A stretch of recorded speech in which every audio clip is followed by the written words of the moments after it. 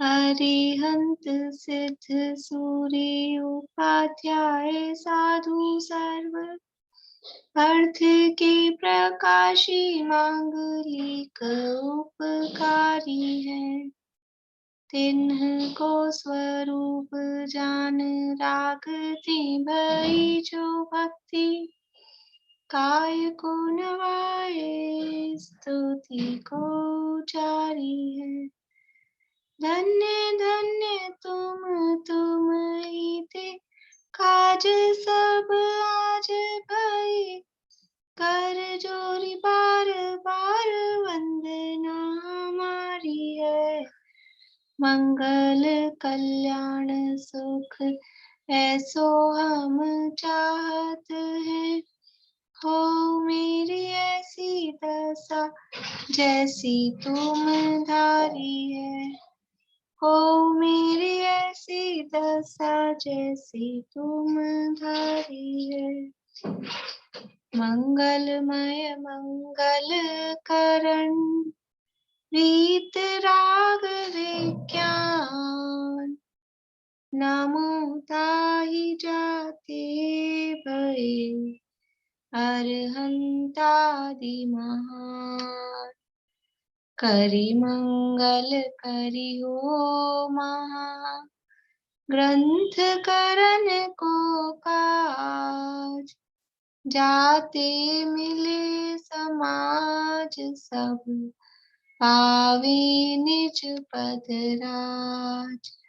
शिव उपाय करते प्रथम कारण मंगल रूप विघ्न विनाशक सुख करन नमो शुद्ध शिव भू नमो शुद्ध शिव भू।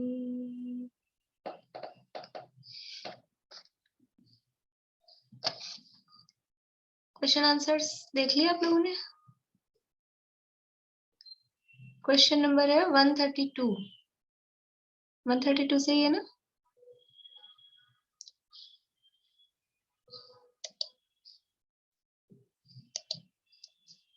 यहाँ 4 लक्षण कहे, उनमें यह जीव किस लक्षण को अंगीकार करे? पेज नंबर 327-28 आएगा।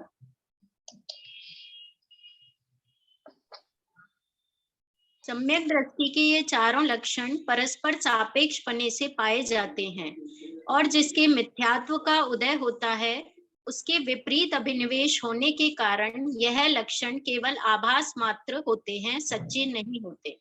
लेकिन इन लक्षणाभासों में इतना विशेष होता है कि यदि वह जीव पहले देव आदि का श्रद्धान करे, फिर तत्वों का विचार करे और फिर आपा पर का चिंतन करे तथा फिर केवल आत्मा का ही चिंतन करे और इस अनुक्रम से साधन करे तो परंपरा से सच्चे मोक्ष मार्ग को पाकर वह जीव सिद्ध पद को प्राप्त कर सकता है।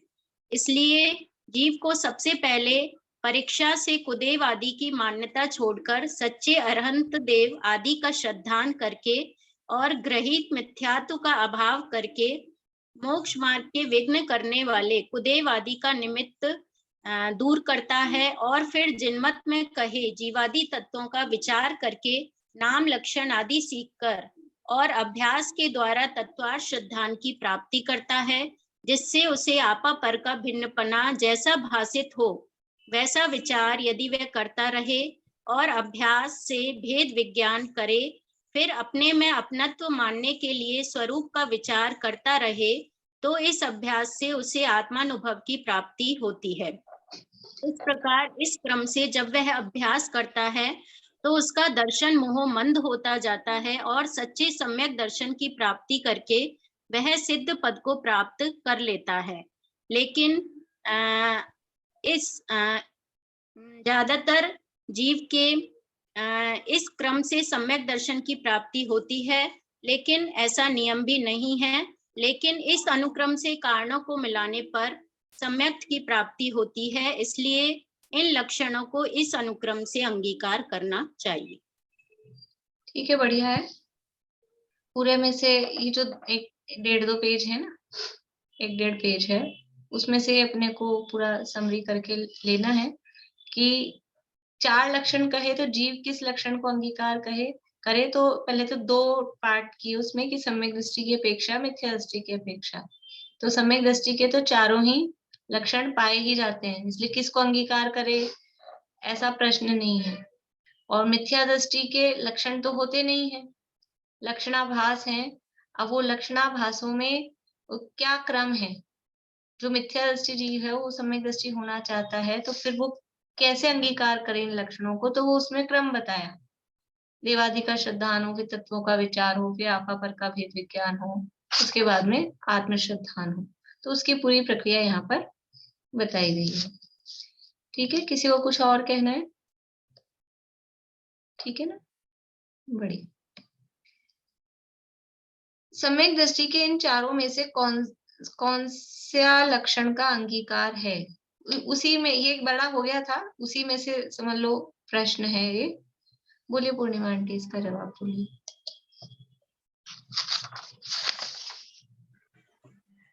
सम्यक दृष्टि के विचार अपेक्षा मुख्य रूप से कभी तत्वार्थों का विचार करता है, कभी आपापर का भेद विज्ञान करता है, या आत्म स्वरूप की ही संभाल करता है, या देवादि का स्वरूप विचारता है। इस प्रकार ज्ञान में तो नाना प्रकार विचार होते हैं, परंतु श्रद्धान में सर्वत्र परस्पर सापेक्षपना पाया जाता है। तत्व विचार करता है तो भेद विज्ञान आदि का अभिप्राय सहित करता है, और भेद विज्ञान करता है तो तत्व विचार आदि के अभिप्राय सहित करता है। इस प्रकार अन्यत्र भी परस्पर सापेक्षपना है, इसलिए सम्यक दृष्टि के श्रद्धान में चारों का ही अंगीकार। सम्यक दृष्टि के श्रद्धान में चारों का ही अंगीकार। मिथ्या दृष्टि के इन चारों में से कौन सा लक्षण है?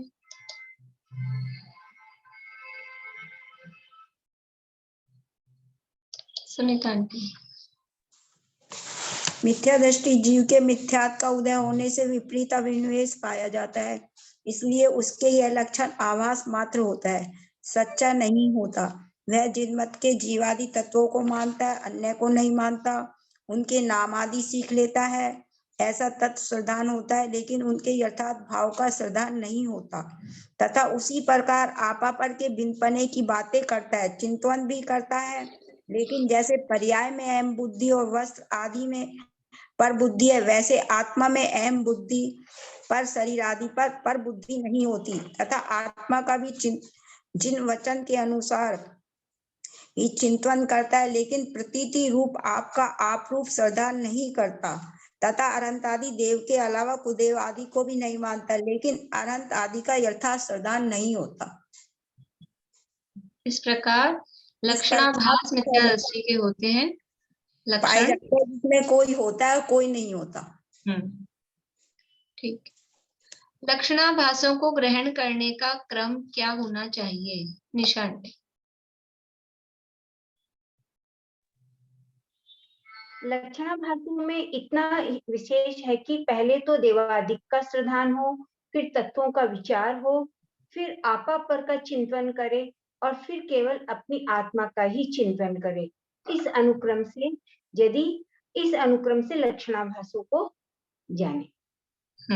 इस अनुक्रम से लक्षणाभासों का स्वीकार किया जाए। इस क्रम का उल्लंघन करना कैसा है? अनीता आंटी। इन लक्षणों को उल्लंघन करके जिसके देवादिक की मान्यता का तो कुछ ठिकाना नहीं है, और बुद्धि की तीव्रता से तत्व विचार आदि में प्रवृत्तता है, इसलिए अपने को ज्ञानी जानता है अथवा तत्व विचार में भी उपयोग नहीं लगाता। आपा पर का भेद विज्ञानी हुआ रहता है, अथवा आपा पर का भी ठीक निर्णय नहीं करता, और अपने को आत्मज्ञानी मानता है। सो सब ये उससे मान आदि कषाय के साधन है, कुछ भी कार्यकारी नहीं है। इसलिए जो जीव अपना भला करना चाहे, उसे जब तक सच्चे सम्यक दर्शन की प्राप्ति ना हो, तब तक इनको भी अनुक्रम से ही अंगीकार करना चाहिए। इस अनुक्रम का उल्लंघन करे, और ये सब तो कुछ है नहीं, उसके चारों ही, चाहे ना देवादि की मान्यता का ठिकाना है, ना आपा पर का भेद विज्ञान, ना तत्व विचार है, ना आत्म श्रद्धान है, और फिर वो समझता है कि मैं ज्ञानी हो गया, आत्मज्ञानी हो गया, तो ये सब चतुराई की बातें हैं, मान आदि बढ़ाने के साधन है, कुछ कार्यकारी नहीं है। एक और ले लेते हैं। आत्मानुभव की प्राप्ति कैसे होती है? प्रमिला जी। आत्मानुभव की प्राप्ति के लिए प्रथम आज्ञा से व परीक्षा से कुदेव आदि की मान्यता छोड़कर सच्चे अरहंत देवादि का श्रद्धान करना, फिर जीवादिक तत्वों का नाम लक्षण आदि से विचार करना जिससे तत्वार्थ श्रद्धान दृढ़ हो, फिर भेद विज्ञान के लिए आपा पर का भिन्नपना जैसे भाषित हो वैसे विचार करना, फिर आपा पर के भेद विज्ञान पूर्वक जब तक आप में आपपना भाषित न हो तब तक स्वरूप का विचार करना। ऐसे अभ्यास से आत्मानुभव की प्राप्ति हो। बढ़िया, कर लेंगे और आगे। अभी अपनी चर्चा चल रही है यहाँ पर सम्यक के भेद और उनका स्वरूप। ये प्रकरण यहाँ अपना प्रारंभ हुआ था। लक्षणों की चर्चा पूरी हुई और लक्षणों के बाद में अब सम्यक के भेद बता रहे हैं। तो सम्यक के भेद अलग अलग तरह से बताएंगे। तो सबसे पहले भेद क्या बताए सम्यक के? कौन से भेद बताए सबसे पहले? बोलिए अनीता आंटी। पहले सम्यक के दो भेद बचाए, निश्चय सम्यक और व्यवहार सम्यक। बढ़िया, निश्चय सम्यक और व्यवहार सम्यक, तो ऐसे दो भेद यहाँ बताए। और निश्चय सम्यक क्या है और व्यवहार सम्यक क्या है? कि जो आत्मा का परिणाम है, कैसा आत्मा का परिणाम? कि विपरीत अभिनिवेश रहित जो आत्मा का परिणाम, यानी जो श्रद्धा की यथार्थता है, श्रद्धा में जो समीचीनपना आया है, वो तो वास्तव में निश्चय सम्यक है। और व्यवहार सम्यक क्या है? कि इस श्रद्धा के सम्यक पने के लिए जो कारण होते हैं बाहर में, जो निमित्त होते हैं, उसको व्यवहार मतलब कारण में कार्य का उपचार किया है और ऐसा करके उसको व्यवहार सम्यक कहा है। ये यहाँ बताया। तो ये श्रद्धा की समीचीनता के लिए, श्रद्धा के सम्यक पने में कारण कौन होते हैं? तो वो सच्चे देवशास्त्र गुरु होते हैं। इसलिए सच्चे देवशास्त्र गुरु के श्रद्धान को भी सम्यक्त्व कहा है और उसको व्यवहार सम्यक्त्व कहा है। अब ये कब होता है? निश्चय सम्यक कब होता है? व्यवहार सम्यक जब आत्मा में लीन होते हैं तब तो निश्चय सम्यक, और जब मंदिर जाते हैं पूजा पाठ करते हैं तो व्यवहार सम्यक। ऐसा होता है क्या? ऐसा नहीं है। दोनों सम्यक एक ही काल में पाए जाते हैं। जिस समय आत्मा में लीन है उस समय भी निश्चय सम्यक और व्यवहार सम्यक तो दोनों है। जिस समय पूजन पाठ आदि कर रहा है, मंदिर गया है, उस समय भी दोनों सम्यक एक साथ होते हैं। ये तो श्रद्धान की बात है ना, तो वो श्रद्धान निश्चय रूप तो हमेशा बना ही रहेगा, और जो व्यवहार में जो उसको कारण हुए थे, उस अपनी सही श्रद्धा को जो निमित्त हुए थे, वो भी सदा ही रहेंगे। इसलिए निश्चय और व्यवहार सम्यक एक साथ ही होते हैं। फिर अकेला व्यवहार सम्यक तो होता है क्या? कि वास्तव में तो अकेला व्यवहार होता नहीं है, क्योंकि व्यवहार कहा किसको है? जो निश्चय के लिए कारणभूत हो और फिर इस कारण में उस कार्य का उपचार करके उसको व्यवहार से सम्यक कहा था। तो वास्तव में तो अकेला व्यवहार सम्यक होता नहीं है। लेकिन जब तक सम्यक तो नहीं हो निश्चय सम्यक, उससे पूर्व भूमिका में भी ये जो व्यवहार होता है उसको भी समझ लो डबल उपचार से, उपचार का उपचार करके उसको भी व्यवहार से कहा जाता है। ये बात यहाँ पर बताई थी। फिर यहाँ प्रश्न उठाया था कि कितने ही शास्त्रों में तो देवगुरु धर्म के श्रद्धान को, तत्व श्रद्धान को व्यवहार सम्यक कहा है, और आपा पर के श्रद्धान को और आत्मा के श्रद्धान को निश्चय सम्यक तो कहा है। ये किस प्रकार से है? तो देवगुरु धर्म के श्रद्धान और तत्व श्रद्धान, इनको व्यवहार क्यों कहा? कि देवगुरु धर्म के श्रद्धान में तो प्रवृत्ति की मुख्यता है, तत्व श्रद्धान में भी वो भेदपरक विचार की मुख्यता है। इसलिए ये प्रवृत्ति में की मुख्यता से और विचार की मुख्यता से उसको व्यवहार कहा। भेद हुआ ना, प्रवृत्ति हुई और विचार कर रहा है तो भेद हुआ, इस अपेक्षा से उसको व्यवहार कहा। जो प्रवृत्ति में अरहंत देवादि को माने और को न माने उसे देवादि का श्रद्धानी कहा जाता है, और तत्व श्रद्धान में उनके विचार की मुख्यता है। तो जो ज्ञान में जीवादि तत्वों का विचार करे उसे तत्व श्रद्धानी कहते हैं। इस प्रकार मुख्यता पाई जाती है। तो ये जो है ये किसी जीव को सम्यक के कारण होते हैं, लेकिन ये जो परिस्थितियां हैं सच्चे देवादि में प्रवृत्ति और तत्वों के विचार वाली स्थिति, ये मिथ्या दृष्टि के भी संभव है। सम्यक दृष्टि के तो होती ही है, लेकिन मिथ्या दृष्टि के भी संभव है, इसलिए इनको व्यवहार सम्यक कहा। एक बात तो ये कही कि प्रवृत्ति और विचार रूप है, भेद रूप है, इसलिए व्यवहार कहा। और ये मिथ्या दृष्टि के भी इस तरह की स्थिति पाई जा सकती है, इसलिए इनको व्यवहार सम्यक कहा। और आपापर श्रद्धान और आत्म श्रद्धान, इसमें वो विपरीत अभिप्राय का रहितपना, मिथ्यात्व के अभाव वाली स्थिति, वो उसमें मुख्य है। क्योंकि आपापर का श्रद्धान, भेद विज्ञान, वो कब होगा?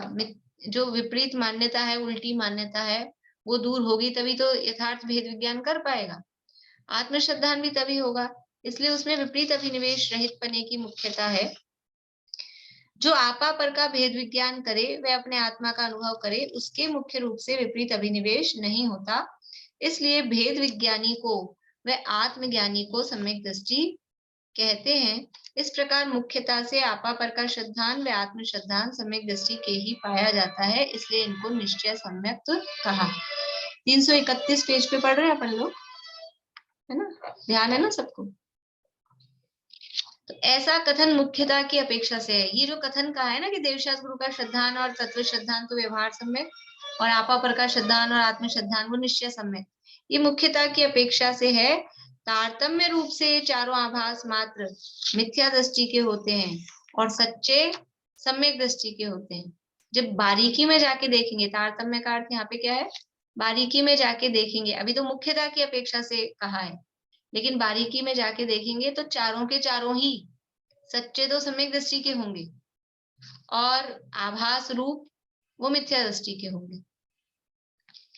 वहां आभास मात्र है, वे तो नियम बिना परंपरा कारण है, और सच्चे हैं सो नियम रूप साक्षात कारण है। जिसको आभास है वो परंपरा से कारण बन सकते हैं, लेकिन नहीं भी बने तो इसलिए नियम नहीं, नियम बिना वो परंपरा से कारण है।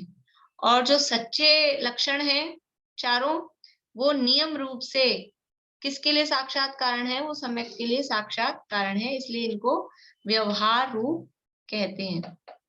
इनके निमित्त से जो विपरीत अभिनिवेश रहित श्रद्धान हुआ सो निश्चय सम्यक्त्व है, ऐसा जानना। देखिए इसके बाद वाला भी अपन ने पढ़ तो लिया था, लेकिन यहाँ से शुरू करते हैं 332 पेज से। कितने ही शास्त्रों में लिखा है कि आत्मा है वही निश्चय सम्यक्त्व है और सब व्यवहार है। सो किस प्रकार है? पहले तो दो दो में बांटा था और अब एक को रखा, बस आत्मा ही आत्म श्रद्धान वही सम्यक्त्व है, बाकी सारा व्यवहार है। तो कहा कि विपरीत अभिनिवेश रहित श्रद्धान हुआ वो आत्मा ही का स्वरूप है। ये निश्चय सम्यक्त्व क्या है? विपरीत अभिनिवेश रहित पना। तो विपरीत अभिनिवेश, अभिनिवेश का मतलब है अभिप्राय। ये अभिप्राय क्या चीज है? अभिप्राय है श्रद्धान। श्रद्धान क्या है? कि आत्मा का गुण है, श्रद्धा गुण है ना, तो ये आत्मा का ही परिणाम है, आत्मा की ही अवस्था है। सम्यक सुदर्शन ज्ञान तप समभाव सम्यक आचरण सब आत्मा की अवस्थाएं। सम्यक दर्शन क्या है? आत्मा की अवस्था है, तो ये आत्मा का ही स्वरूप है। वहां अभेद बुद्धि से आत्मा और सम्यक में भिन्नता नहीं है। निश्चय सम्यक तो कहो या आत्मा कहो, एक ही बात है, क्योंकि आत्मा का ही वो परिणमन है सम्यक। इसलिए जो कहीं शास्त्रों में लिखा कि आत्मा है वही निश्चय सम्यक तो है, तो ठीक है, वो अभेद कथन करके ऐसा कहा है। अभेद बुद्धि से आत्मा और सम्यक में भिन्नता नहीं है, इसलिए निश्चय से आत्मा ही को सम्यक्त्व कहा। अन्य सर्व सम्यक्त्व को निमित्त मात्र हैं, वह भेद कल्पना करने पर आत्मा और सम्यक की भिन्नता कही जाती है। और सब है, सच्चे देवशास्त्र गुरु का श्रद्धान है, तत्व श्रद्धान है, अपापर का श्रद्धान है, वो ये जो आत्मा का परिणमन हुआ ना, विपरीत अभिनिवेश रहित जो श्रद्धान हुआ, उसमें वो सब निमित्त होते हैं। इसलिए आत्म श्रद्धान या आत्मा वो निश्चय सम्यक्त्व और बाकी सब वो निमित्त हो रहे हैं। निमित्त होने से उनको व्यवहार कहा। या फिर भेद करके कहो तो आत्मा द्रव्य है और सम्यक्त्व है वो उसकी पर्याय है। तो भेद बुद्धि से कहने पर, भेद कल्पना करने पर आत्मा और सम्यक के भिन्नता भी कही जाती है, इसलिए अन्य सर्व व्यवहार कहे हैं। ऐसा जानना। इसलिए कहीं उसको अकेले आत्मा को निश्चय कहा तो उसकी अपेक्षा भी समझना, कहीं उसको अलग करके भेद करके कहा और व्यवहार में लिया तो उसकी अपेक्षा भी जानना।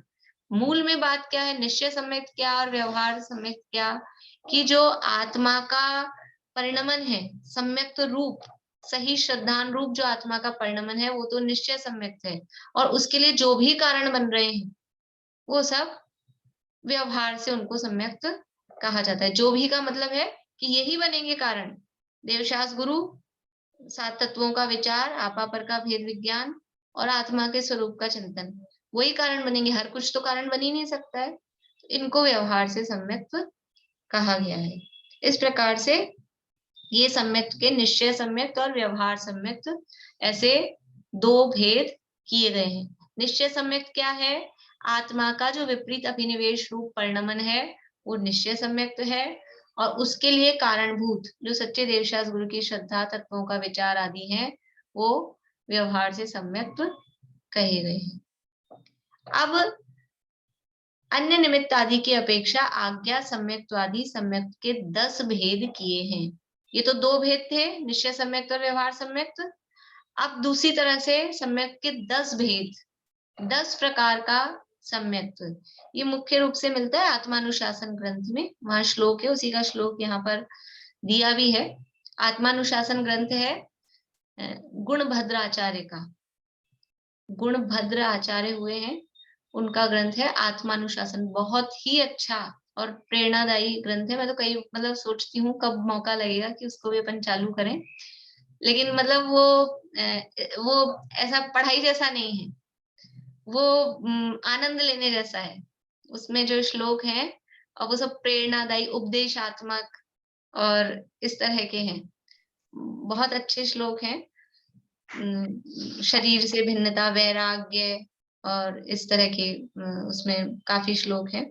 तो उस आत्मानुशासन की टीका टोडरमल जी साहब ने लिखी है ढूंढानी में, आत्मानुशासन की।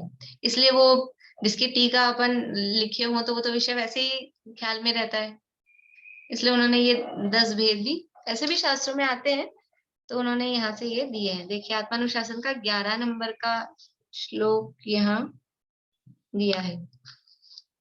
आर्या छंद है, मतलब श्लोक है।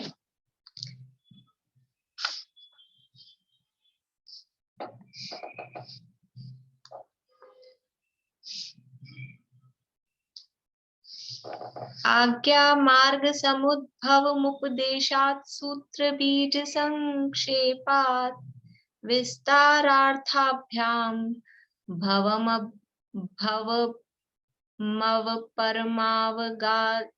परमावदिगाढ़े च भवमव परमावदिगाढ़े च। ये गाढ़े नहीं होना चाहिए, गाढ़म होना चाहिए, मूल में गाढ़म दिया है वहां पे, परमावदिगाढ़म च। लेकिन नाम है ये 10। इसका पद्यानुवाद है वैजी भाई साहब का किया हुआ, आप लोग लिखना चाहें तो लिख लीजिए, याद भी करने में 2 लाइन में याद हो जाएंगे 10 नाम पद्यानुवाद से। आज्ञा मार्ग सूत्र उपदेश, आज्ञा मार्ग सूत्र उपदेश और संक्षेप बीज उत्पन्न।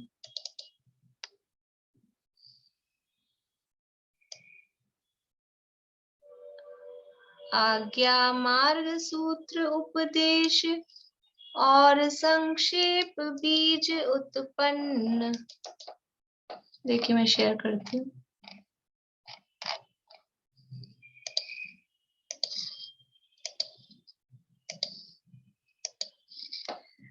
आज्ञा मार्ग सूत्र उपदेश और संक्षेप बीज उत्पन्न, अर्थज विस्तारज अवगाढ़ परम अवगाढ़ कहा सम्यक्त्व।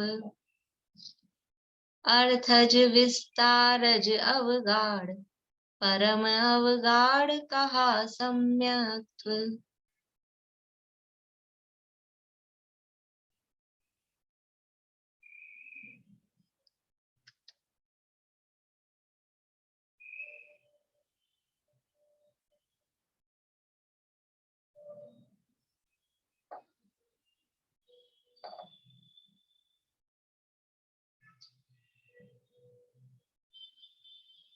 देखिए क्या क्या है यहाँ, ये वाला श्लोक वहां पे दिया है मोक्ष प्रकाशक में, आज्ञा सम्यक्त्व, तो आज्ञा, फिर मार्ग सम्यक्त्व, दूसरा नाम है मार्ग, फिर है सूत्र सम्यक्त्व, सूत्र, फिर है बीज सम्यक्त्व, बीज, संक्षेप सम्यक्त्व, यहाँ है संक्षेप, विस्तार, विस्तार सम्यक्त्व, फिर अर्थाभ्याम यानी अर्थ सम्यक्त्व, और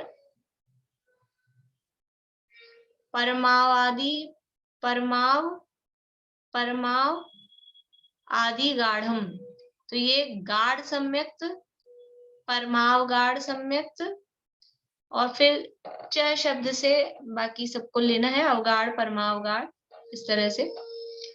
तो ये 10 सम्यक्त के नाम यहाँ पर कहे हैं, आज्ञा, मार्ग, उपदेश, सूत्र, बीज, संक्षेप, विस्तार, अर्थज, अर्थ से उत्पन्न होने के कारण अर्थज, और ये 8 भेद होते हैं, और प्रारंभ में अव और परम, परमाव, ये विशेष, ये जो शब्द दिए ना यहाँ, भवम, अव, परमाव आदि गाढ़म, तो गाढ़म के साथ अव लगाना, अव के बाद गाढ़ लगाना, तो अवगाढ़, फिर परमव गाढ़, तो परमाव गाढ़, ऐसे करके वो शब्द बने, अवगाढ़ और परमावगाढ़।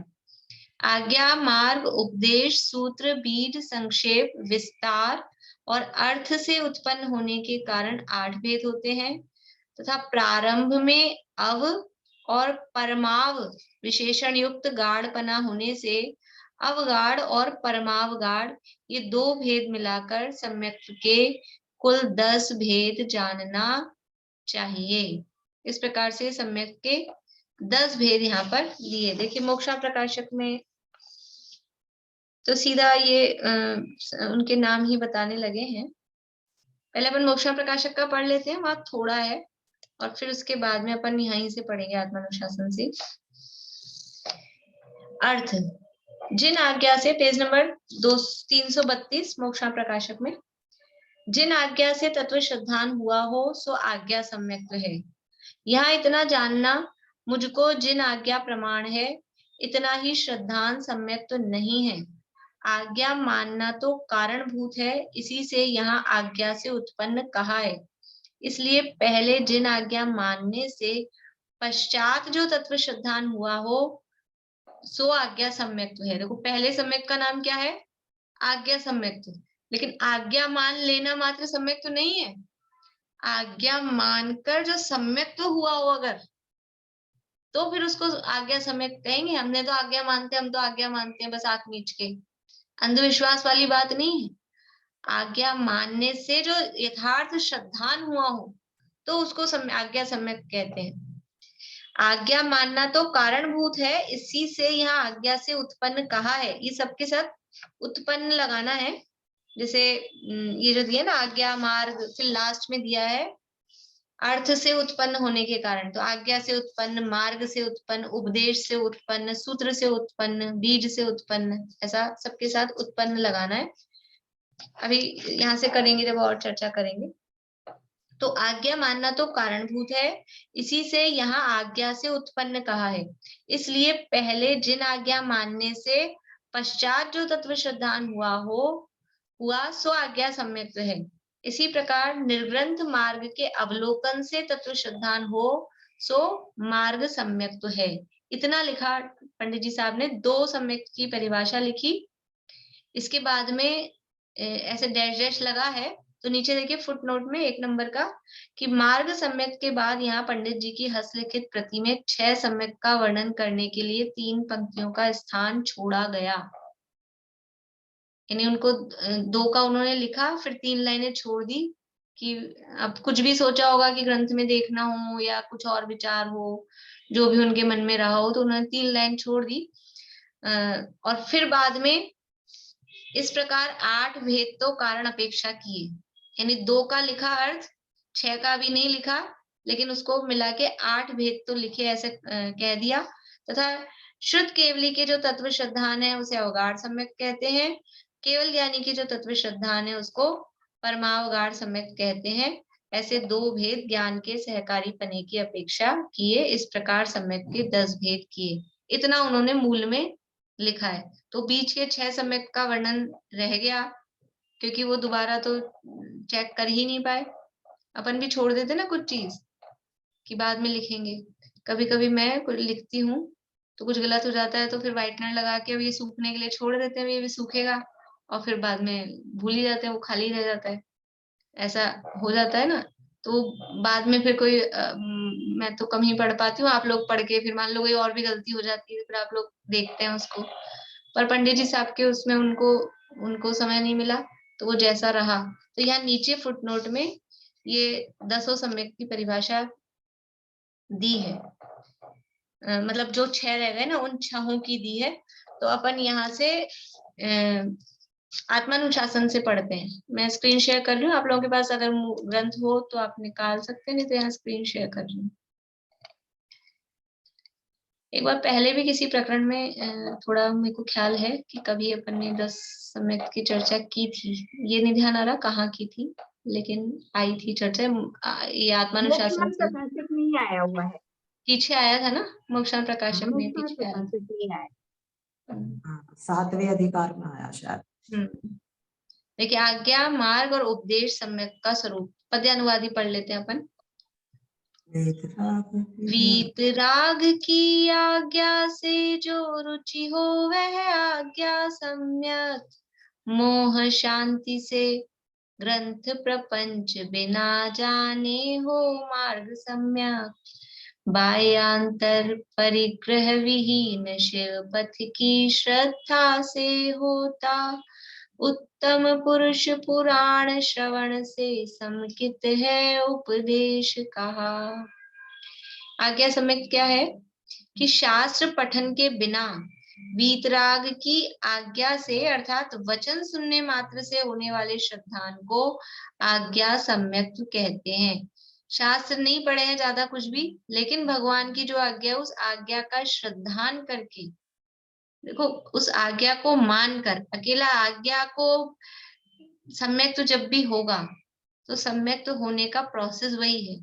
ये जो कहा कि आज्ञा से सम्यक हुआ, आगे भी 10 तरह के बता रहे, तो ये तो मुख्यतः क्या सामने कारण दिख रहा है। जैसे अधिगमज है कि निसर्गज है, तो अकेला कोई अधिगमज नहीं होता, अकेला कोई निसर्गज नहीं होता, दोनों ही साथ में होते ही हैं। लेकिन मुख्यता की अपेक्षा से, निमित्त की अपेक्षा से सामने उपदेश दिख रहा है तो अधिगमज, सामने उपदेश नहीं दिख रहा है तो निसर्गज, ऐसे कहते हैं। ऐसे ही जो आज्ञा से हो रहा है, वो आज्ञा से हुआ हुआ सम्यक क्या बिना परीक्षा के हो जाता है? ऐसा नहीं है, क्योंकि सम्यक के लिए जो कहा ना, उद्देश्य, लक्षण, निर्देश और परीक्षा, वो तीनों चाहिए ही।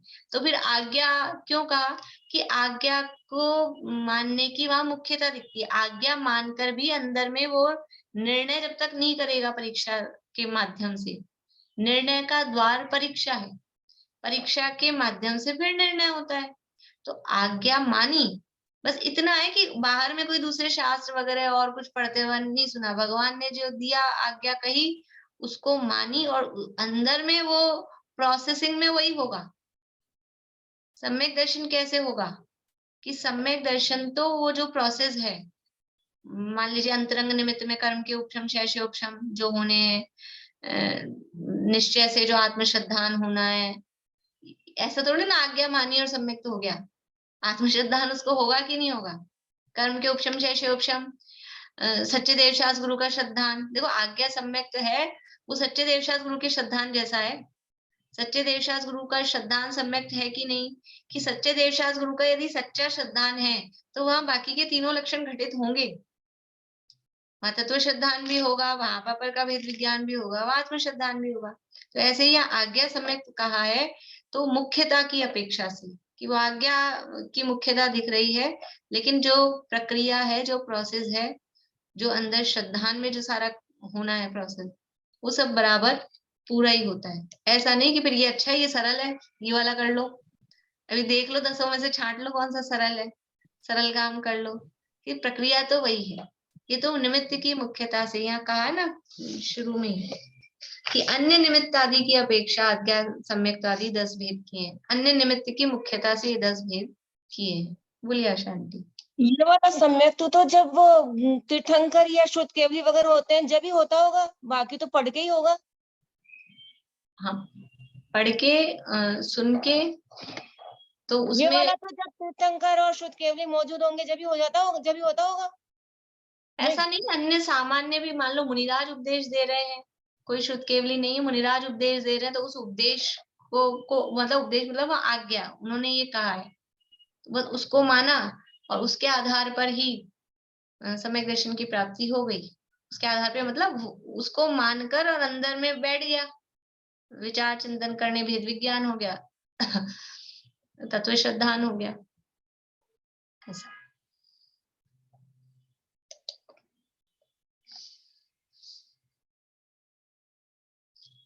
देखिए दूसरा ये हो गया आज्ञा सम्यक। अब है मार्ग सम्यक। विस्तृत ग्रंथों को सुने बिना बाह्य अभ्यंतर परिग्रह रहित कल्याणकारी मोक्ष मार्ग की श्रद्धा से दर्शन मोह उपशांत होने के कारण होने वाले सम्यक्त को मार्ग सम्यक्त कहते हैं। बहुत बड़े बड़े बहुत सारे ग्रंथ नहीं सुने, कोई जरूरी नहीं है कि सारे ग्रंथों को पूरे धवला के सारे भाग हों, कि घुमटसार जी सारे हों और बहुत बड़े बड़े महान पंडित हो गए हों। सम्यक दर्शन के लिए इतना कोई बड़ा पंडित होना जरूरी नहीं है। किसी ने बहुत बड़े बड़े ग्रंथ नहीं भी सुने हो तो भी जो परिग्रह रहित कल्याणकारी जो मोक्ष मार्ग है, बाह्य परिग्रह और अंतरंग परिग्रह, दोनों तरह के परिग्रह से रहित जो मोक्ष मार्ग है, उस मोक्ष मार्ग की श्रद्धा हुई और मोक्ष मार्ग दिखाई दिया। देखो मोक्ष मार्ग कहाँ दिखाई देता है? मुख्य रूप से मोक्ष मार्ग है वो मुनि दशा, तो मुनि दशा वो चलता फिरता मोक्ष मार्ग है। तो बहुत ज्यादा ग्रंथ नहीं सुने, नहीं पढ़े, लेकिन वो अपन ऐसे कहानियां नहीं सुनते पुराणों में कि कोई ऐसा कोई था, व्यसनी था, कुछ था, मतलब कोई धर्म, बड़े शास्त्र नहीं पढ़े, कभी धर्म का नाम नहीं लिया, ना सुना ना कुछ, और मुनिराज को देखा और देखता ही रहा, और फिर उनकी मुद्रा को, और फिर वो भी मुझे भी दीक्षा दे दो। इस तरह की कहानियां बहुत सारी आती हैं शास्त्रों में। मतलब कई कहानियां ऐसी आती हैं, कुछ तो जो पहले से पढ़े हुए हैं वो मुनिराज को देख के उनको दीक्षा का भाव आ जाए ऐसे, लेकिन समझ लो अंजन चोर वाली जो कहानी है, तो वो चोर अभी तो चोरी कर रहा है, चोर है, और वो उसने, यद्यपि वहां मुनिराज नहीं दिखे, लेकिन मतलब वो उदाहरण बैठेगा नहीं परफेक्ट। एक और दूसरा कोई चोर का या इसी तरह का किसी का उदाहरण आता है, मतलब वो एक पति पत्नी, वो एक किसी की पत्नी को सांप ने काट लिया, वो पत्नी मूर्छित हो गई, तो वो उसको लेके शमशान में आया था, ऐसा पहले से शमशान में थी, जो भी परफेक्टली याद नहीं मुझे। तो वहां मुनिराज बैठे थे, वो उसका पति आया, वो अपनी पत्नी से बहुत प्रेम करता था, और वो पति आया और उसकी मतलब उसको वहां छोड़ा, और पता नहीं परफेक्ट किसी को याद है क्या, मतलब ऐसा था कि वो पत्नी तो दूसरे पे मोहित हो गई। हाँ, पत्नी दूसरे से करती थी वो, फिर वो पहले से नहीं करती थी, पर वो पत्नी, वो दूसरा चोर वोर था, उसको देख के वो पत्नी मोहित हो गई। चोर तो उधर छिपा हुआ था और ये हाँ। मुनिराज के चरण में पत्नी को डाल के गया, तो पत्नी को जहर उतर गया, तो उसने हाँ। बोला कि मुनिराज के चरण कमल में कमल का पुष्प ला के चढ़ाऊंगा। तो हाँ। तालाब के ऊपर गया और ये होश में आ गई थी, तो इसने उसको देखा, सूरसेन नाम था उसका चोर को, तो उस पर मोहित हो गई। तो उसने बोला कि होता है तुम मुझे स्वीकार करो, तो उसने मना किया, तो तुम्हारा पति तो हमसे बलिष्ठ है, तो वो मुझे मार देगा। तो बोले नहीं, मैं उसको मार दूंगी। तो मारने को तैयार हो जाती उसके उससे, मतलब फिर वो आता है इधर, देखता है, उसको वैराग्य आ जाता कि ऐसा ऐसा प्रकरण हुआ सब पूरा। हाँ, वो प्रसंग बना, लेकिन मतलब वो मुनिराज को उसमें भी ये नहीं घटित हो रहा, मतलब पर फिर भी कुछ इस तरह के भी है, वो उनका आता है धन्य कुमार का ही आता है कि मुनिराज को देख के वो जा रहे थे पत्नी के साथ पीछे पीछे, पर वो तो पहले से थोड़े पढ़े लिखे अपने को समझ में आते हैं। और भी उदाहरण मिल सकते हैं, अभी कोई परफेक्ट नहीं सेट हुआ अपना उदाहरण। साला जा रहा था ना उनका, वो पत्नी जा रही थी, वो कह रहा था उसको कि भाई तू मुनि को देख के वो ले लेगा क्या।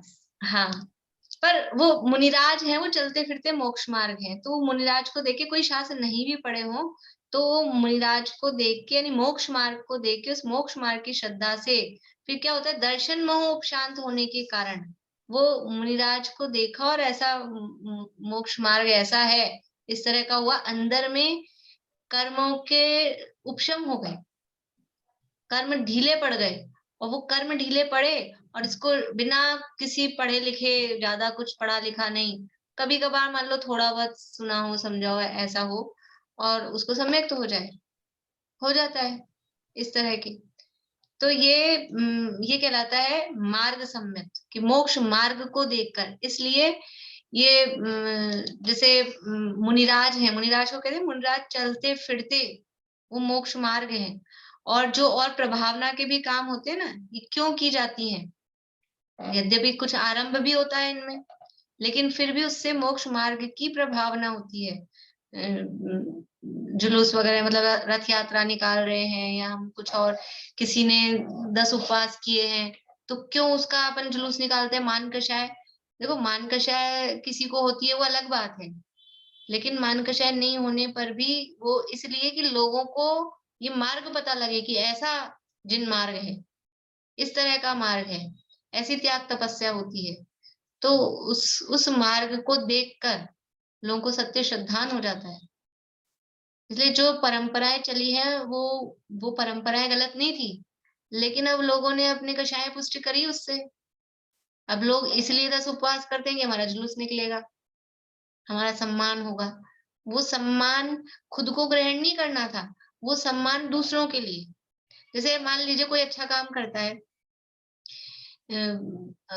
किसी ने कुछ किया, जैसे कोई बच्चे कुछ याद करते हैं अपने, समझ लीजिए तत्वार सूत्र याद कर लिया, तो क्यों सबके सामने दिखाते हैं स्टेज पे बुला के कि बच्चे ने याद किया है, उसको प्रेरणा मिले, उसको प्रेरणा मिले वो तो है ही, लेकिन उसको देखकर दूसरों को प्रेरणा मिले कि जब ये बच्चा कर सकता है, छोटा बच्चा कर सकता है, तो अपन क्यों नहीं। और बड़े ने भी किया हो तो क्यों उनको इनाम दी जाती है एग्जाम वगैरह में, क्यों इनाम, ये क्या क्यों है ये प्रक्रिया, कि उसको देख के दूसरों को वो मार्ग समझ में आता है कि ऐसा मोक्ष मार्ग है, उससे प्रभाव होता है, प्रभावना होती है, सम्यक तो क्या कारण बनता है। पंचकल्याणक हुआ, क्यों बाहर इतना, मतलब वो क्यों कि पूरे जहां पंचकल्याणक हुआ है, पूरे मतलब इंदौर में हुआ तो पूरे इंदौर शहर का एक एक आदमी कि ये कुछ हो रहा है जैनों का, तो प्रभाव पड़ता है कि ऐसा इस तरह का, इतने आदमी आए हैं, कुछ ना कुछ हो रहा है, कुछ गजब का है, ऐसा समझ में आता है ना। तो उससे वो मोक्ष मार्ग समझ में आता है। तो ज्यादा नहीं पढ़ा लिखा भी हो तो मार्ग को देख के वो सम्यक तो प्राप्त कर लेता है। तो दर्शन मोह शांत होने के कारण ये जो सम्यक होता है उसको मार्ग सम्यक कहते हैं। आगे उपदेश सम्यक। तीर्थंकर आदि उत्कृष्ट पुरुषों के पुराण के उपदेश से उत्पन्न होने वाले सम्यक ज्ञान द्वारा जो पुरुष आगम समुद्र में प्रवीण हैं, उनके उपदेश से होने वाली दृष्टि को उपदेश सम्यक्त्व कहते हैं। यानी जो तीर्थंकर आदि जो महापुरुष हुए हैं, उनका पुराण हमने बताया, उनकी कथा बताई, तो उससे जो सम्यक ज्ञान हुआ, और उस सम्यक ज्ञान द्वारा जो पुरुष, मतलब ये तो ऐसा कह रहे हैं यहाँ पे कि ये जो महापुरुष हैं, उन महापुरुषों के जो पुराण हैं, उस पुराण से जिनको सम्यक ज्ञान हुआ, और उस आगम ऐसे समझ लो प्रथमानियोग पुराण आदि में जो प्रवीण है, उनके उपदेश से होने वाले दृष्टि को, यानी जो हमारी श्रद्धा सही हुई, उसको उपदेश सम्यक्त्व कहते हैं। इसका मतलब है कि प्रथमान योग से, प्रथमान योग पढ़कर सुनकर, चाहे पढ़ो चाहे सुनो, वो व्यर्थ है क्या? कोई प्रथमान योग को व्यर्थ कहे कि क्या रखा है कहानी किस्सों में? ये सम्यक हो सकता है, सम्यक्त्व का कारण है। कि कैसे कैसा महापुरुषों का चरित्र, उनका महापुरुषों का जीवन चरित्र पढ़ के और जीव को संसार शरीर भोगों से वैराग्य हो जाए, तत्व श्रद्धान हो जाए, भेद विज्ञान हो जाए, ये कैसी परिस्थितियां हैं। कर्म और आत्मा से, मोह राग द्वेष से आत्मा भिन्न दिखने लगे। तो ये जो पुराण आदि के उपदेश से जो सम्यक्त्व हो रहा है उसको उपदेश सम्यक्त्व कहते हैं। जो यहाँ उपदेश सम्यक्त्व में स्पेशली ये प्रथमान योग वाली चीज ली है, पुराण आदि के उपदेश से होने वाला। बाकी उपदेश तो और भी द्रव्यानुग का भी हो सकता है, लेकिन यहाँ पर जो पुराण पुरुषों का उपदेश वो चीज यहाँ ली है। अब है सूत्र, बीज और संक्षेप सम्यक। मुनियाचरण प्ररूपक शास्त्र श्रवण करने से सूत्र श्रद्धान दुर्गम अर्थ युक्त बीजों के ज्ञान मात्र से होता जान। कहा बीज सम्यक्त्व से यह हो दर्शन मोहोपशम से, है समुचित संक्षेप वस्तु का ज्ञान मात्र संक्षेप लसे। सूत्र सम्यक्त्व मुनियों के आचरण के विधान का प्रतिपादन करने वाले आचार सूत्रों को सुनने से उत्पन्न होने वाला श्रद्धान सूत्र सम्यक्त्व कहलाता है। ये सब नीचे भी दिए हैं फुटनोट में, ये जो 6 रह गए थे ना वो 6 नीचे दिए हैं फुटनोट में भी, मतलब मोक्षा प्रकाशक में। अभी देखो सूत्र सम्यक किसे कह रहे हैं, आपने को लगेगा सूत्र मतलब तत्वार सूत्र, ऐसा नहीं। सूत्र का मतलब है, अब ये पर्टिकुलर अर्थ की है, जैसे उपदेश सम्यक में प्रथमान योग को लिया, वैसे यहाँ सूत्र सम्यक में चरणान योग को लिया कि मुनियों के आचरण के विधान का प्रतिपादन करने वाले आचार सूत्रों को सुनने से उत्पन्न होने वाला श्रद्धान। हमने आचरण की बात सुनी कि कैसा कैसा मुनियों का आचरण है, और उसको सुनकर सम्यक तो हो जाए, उसको सुनकर वो अंतरंग में कर्म के उपशमादि हो जाए और आत्मदृष्टि हो जाए, तो वो कहलाता है सूत्र सम्यक। यानी कोई भी अनुयोग या कोई भी निमित्त जो सम्यक दर्शन में हो सकता है वो व्यर्थ नहीं है, सम्यक दर्शन उनके माध्यम से हो सकता है, लेकिन करना तो वही पड़ेगा, काम तो वही होना है। ऐसा नहीं कि ठीक है आप तो हमको आचरण की बातें सुनाओ। आचरण की बातें सुनने मात्र से नहीं होगा, सुनकर फिर जो अंदर में कार्यक्रम करना है वो तो करना ही है, लेकिन उसको निमित्त किसको कहा जाएगा कि सूत्र सुनकर हुआ इसलिए सूत्र सम्यक, या आचरण की ग्रंथ सुनकर हुआ इसलिए इस सम्यक को सूत्र सम्यक तो कहते हैं।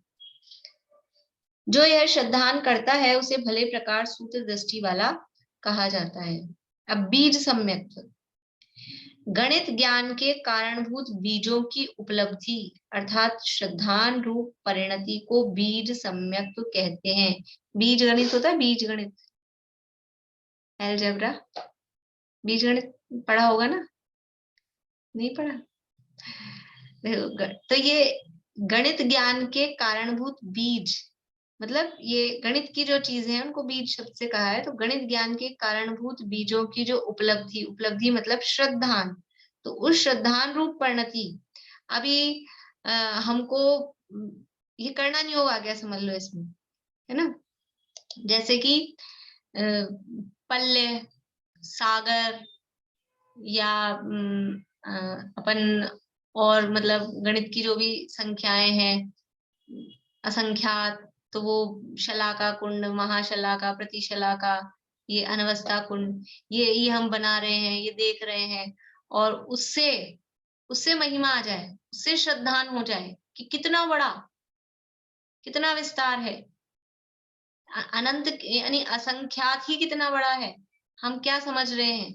तो वो जो गणित ज्ञान के कारणभूत जो बीज हैं, ये पल्ले और सागर, और आगे धाराओं में जाएं, वर्ग धारा, घन धारा, बहुत बहुत विस्तार है। तो ये इन सब को जानकर इसमें जो श्रद्धान, यानी सब हमारे श्रद्धान को दृढ़ करने में कारण बनते हैं।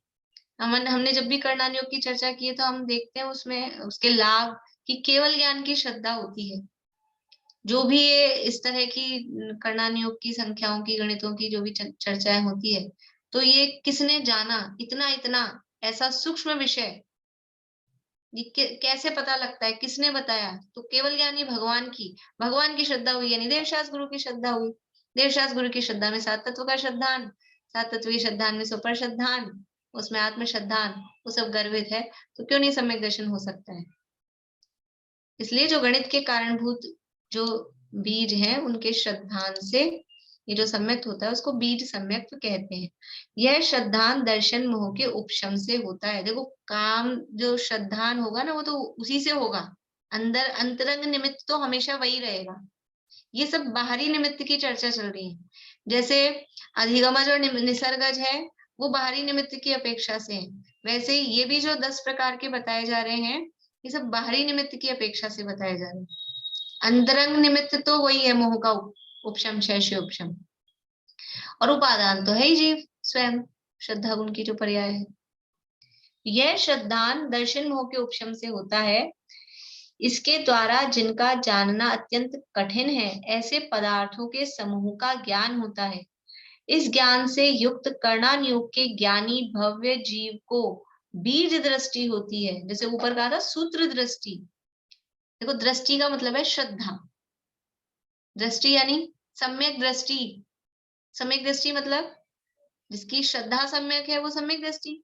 ऐसे ही सूत्र दृष्टि कि सूत्र से जिसकी श्रद्धा हुई है, बीज से जिसकी श्रद्धा हुई है, तो उसको बीज दृष्टि, सूत्र दृष्टि ऐसे शब्द यहाँ पर कहें। इस ज्ञान से युक्त कर्णान योग के ज्ञानी भव्य जीव को बीज दृष्टि होती है। यानी ये कर्णान योग की अपेक्षा, बीज सम्यक हो गया कर्णान योग की अपेक्षा से, सूत्र सम्यक चरणान योग की अपेक्षा से, उपदेश सम्यक उपप्रथमान योग की अपेक्षा से।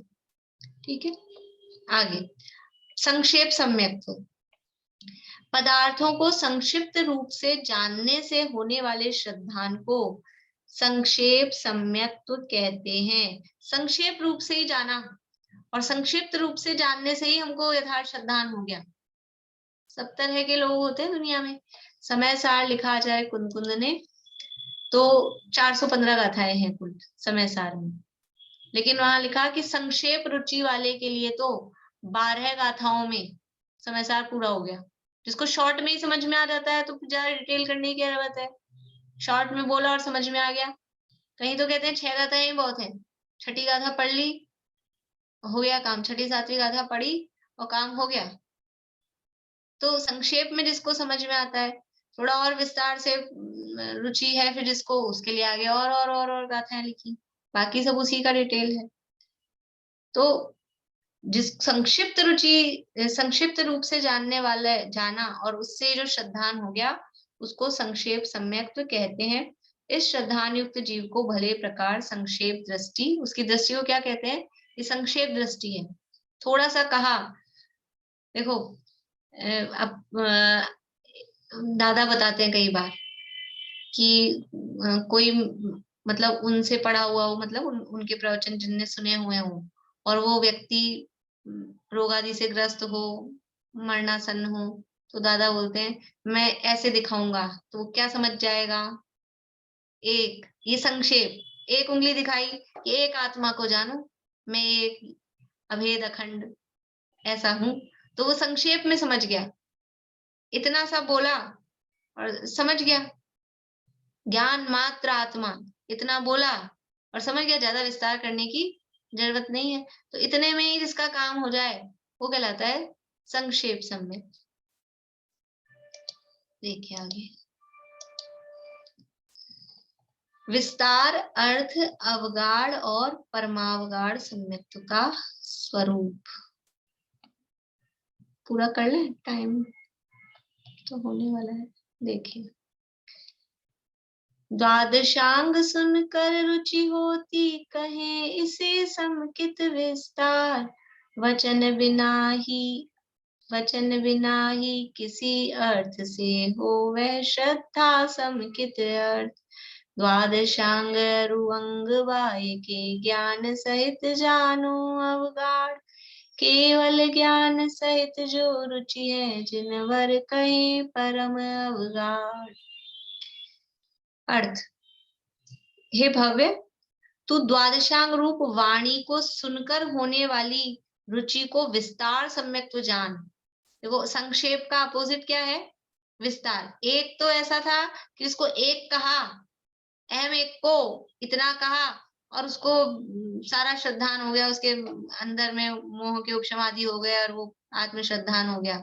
और किसी को नहीं समझ आता, उसको पूरा डिटेल में बताओ और फिर उसको रुचि होती है। पूरी द्वादशांग रूप वाणी, किसी को 6 गाथाओं में काम हो जाता है, 7 गाथाओं में काम हो जाता है, किसी को 12 गाथाओं में, किसी को पूरी 415 गाथाओं में।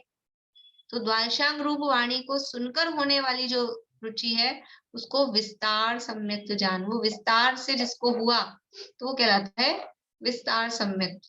ऐसी रुचि वाले जीव को विस्तार दृष्टि कहते हैं। ठीक है, आगे अर्थ सम्यक्त्व। जैन शास्त्रों के वचनों के बिना किसी अर्थ के निमित्त से होने वाली अर्थ दृष्टि है, इसे ही अर्थ सम्यक्त्व जानना। किसी अर्थ मतलब अर्थ का मतलब यहाँ पदार्थ लेना चाहिए। हाँ, पदार्थ ही है किसी। देखो नीचे और इसमें भावार्थ दिए है ना पंडित जी साहब ने, वो अच्छे हैं, अपन वो भी पढ़ लेते हैं या फिर वो कल पढ़ेंगे, भी तो समय हो जाएगा। जैन शास्त्रों के वचनों के बिना किसी अर्थ, अर्थ मतलब है पदार्थ, किसी पदार्थ के निमित्त से होने वाली जो दृष्टि हुई। जैसे समझ लो उदाहरण है जो शिवभूति मुनिराज, उन्होंने पदार्थ देखा, वो दाल अलग हो रही है, छिलका अलग हो रहा है, तो वो पदार्थ के निमित्त से जो उनकी दृष्टि यथार्थ हुई तो वो कहलाएगा अर्थ सम्यक।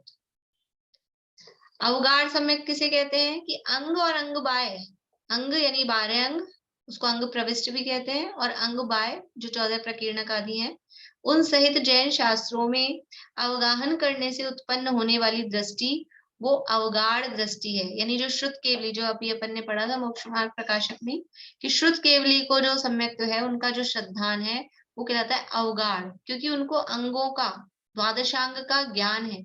अब जो द्वादशांग का ज्ञान है तो उनकी जो श्रद्धा है वो कैसी होगी, कितनी मजबूत होगी, वो कहलाती है अवगाढ़, एकदम पक्की। और केवल ज्ञान द्वारा जाने गए पदार्थों का श्रद्धान, ये तो अभी श्रुत ज्ञान से जान रहे थे, द्वादशांग रूप श्रुत से पदार्थों को, इनका सम्यक तो था अवगाढ़।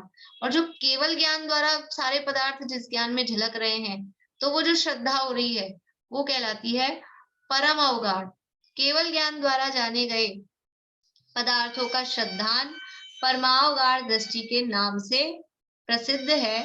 इसी को परमावगाढ़ सम्यक्त्व जानना चाहिए। इस प्रकार सम्यक के 10 भेदों का स्वरूप कहा। ये सम्यक के 10 भेद कहे हैं। शॉर्ट में ही, मतलब बहुत ज्यादा डिटेल में इनकी चर्चा नहीं मिलती है, मुख्य रूप से तो यही मिलती है। कल इसमें भावार्थ है, उसी बात को रिपीट करेंगे तो अपना रिवीजन भी हो जाएगा भावार्थ पढ़ते हुए। फिर आगे जो सम्यक के 3 भेद किए हैं, कर्णानुयोग का प्रकरण आगे आएगा, तो फिर उसकी चर्चा अपन कल करेंगे। ठीक है,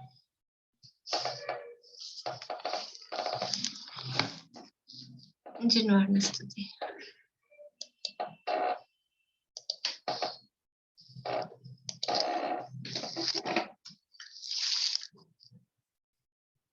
या जग मंदिर में अनिवार अज्ञान अंधेर छयो अति भारी, श्री जिनकी धुनि दीप शिखा, समझो नहीं हो तो प्रकाशन हारी, तो किस भांति पदारथ पा कहाँ लहते रहते अविचारी, या विधि संत कहें धनिय धनिय जिनमें न बड़े उपकारी।